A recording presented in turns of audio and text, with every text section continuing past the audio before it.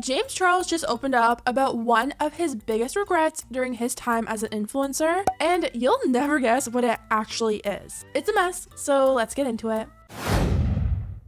So, it's been a while since we've heard anything from James Charles. Ever since his scandal happened, he's been really trying to keep a low profile. He hardly tweets anymore, he unfollowed all the drama channels on all social media, and he's been posting less and getting fewer views. Pre-scandal, James was getting anywhere from like 3 million to 7 million views, and sometimes even more. Now, he's lucky to get 1.5 million. Obviously, that's still really great numbers, but nowhere even close to what he was getting before.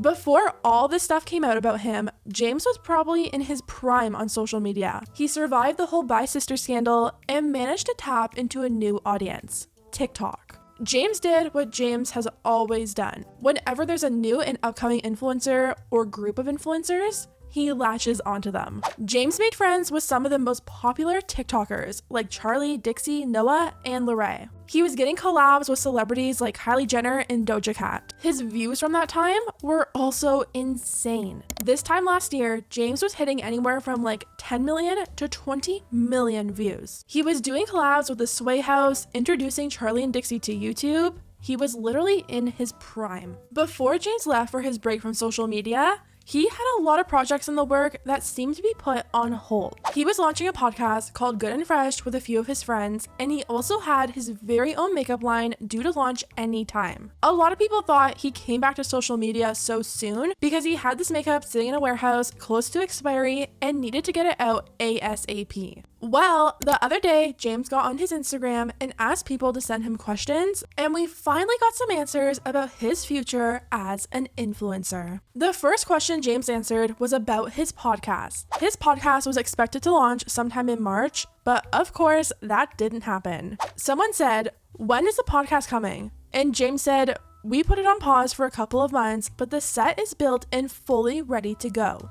Do y'all want a podcast?" And it looks like over 76% of people want a James Charles podcast, so I guess we have that to look forward to. The next question was about James's upload schedule. He used to post twice a week, but ever since coming back to YouTube, he's only been posting once. Someone asked him, "Why don't you post on Tuesdays? Why only Fridays?" And James said, "I used to upload on both, but wanted to take a step back. I've been considering switching back to Tuesdays. Thoughts?" My thoughts are that James is asking himself these questions. Then someone asked him about his sister's apparel merch. Right now his website is shut down and locked, and he hasn't sold any merch in a really long time. Not having any recent launches is really strange for James. He was getting a ton of backlash because he would start selling a new collection before his last collection would even ship. People were telling him that he needed to put his focus on getting his shipping in check instead of constantly moving on to the next collection. Someone asked him when the merch would be coming back, and he said, "Our fluffy jackets will be launching in a couple of weeks for fall." I really feel like James is asking himself all these questions because they're all about his projects and when things are going to come out. Like, who would really care? Like, look at this. The next one said, "Would you ever consider making your own makeup line?" And of course, James answered and said, "It's been in the works for a while now, coming in 2022. Hopefully the makeup won't be close to expiry because James has literally been hinting at his own brand since 2020. In March of 2020, he filed for trademarks under cosmetics, and in September he tweeted, "The plans I have for my makeup line are truly something else." Speaking of James Charles and makeup, remember how Morphe said they were going to drop James after everything that came out about him? Yeah. Well, it's been like, 6 months later, and they're still selling his palette on their website. I really think they're just weighing it out to see if everything blows over. Since Jaclyn Hill has kind of taken the back burner with Morphe, James is probably their biggest cash cow, and they obviously aren't in any rush to cut him off. And you guys know, if Morphe wants to cut someone off fast, they will. Just look at what they did to Jeffree Star and Shane Dawson. The next question James was asked was about leaving LA. Recently, so many huge influencers have left LA and headed for a completely different life. Shane Dawson moved to Colorado on a hobby farm, and Jeffree Star moved to Wyoming and opened a yak ranch. Someone asked James if he would ever do the same, And he said, "I actually think about it all the time. I just bought my home last year, so I definitely want to enjoy it for a while. But I'm definitely open to it. LA can be fun, but also toxic. My biggest problem is that a lot of my personal friends wouldn't move, and I don't think I could be without them." The last question was about Ariana Grande. Ari is launching her very own makeup brand called Rem Beauty, and as we all know, James Charles thinks he's a gatekeeper of makeup launches. He criticized Alicia Keys and Lauren Conrad for launching beauty brands because apparently only James Charles can do that. I just opened a PR package from a new makeup brand from somebody who has no business having a makeup brand. And I just wanted to show you guys some of these products, okay? This is the liquid highlighter that I just opened up. Notice anything weird about it?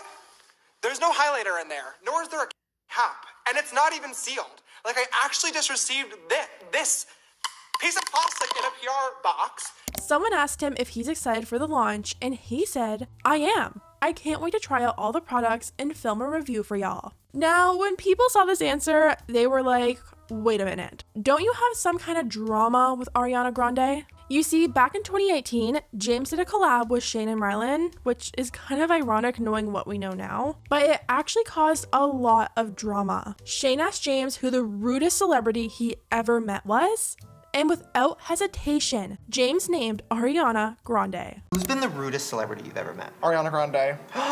Can you talk about this? Yeah, I guess. Have you ever talked about this? No. This is everything. Hello, how have you been It's hyped? This is Gigi Gorgeous on YouTube Red.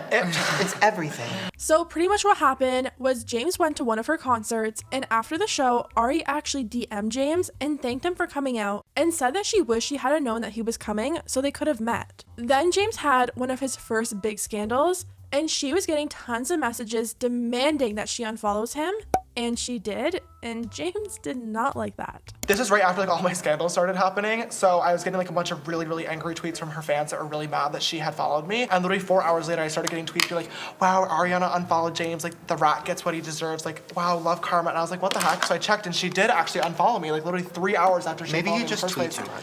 much. Probably. But I messaged her back and I was like, hey, like did I do something wrong? And she literally was like, hey babe, like I just saw a lot of angry tweets from my fans and I would never want to disappoint them, so I unfollowed. And I sent back like a very like strong worded message to her, and I was like, you have 100 million fans, it's really disappointing that you would like stoop to the level of listening to people bullying me just to like appease them, but okay. So when James said that he was going to review her beauty line, people were like, huh? What's going on? Someone asked James about it and said, "What did Ariana Grande do for you to say that she's the rudest celebrity you've ever met?" And James said, literally nothing. The fact that I said that is one of my biggest regrets of my career, and it still follows me 4 years later, which sucks. I plan on talking about it more in depth when I film my review of Rem. All I can say is that I hope people will listen with an open mind.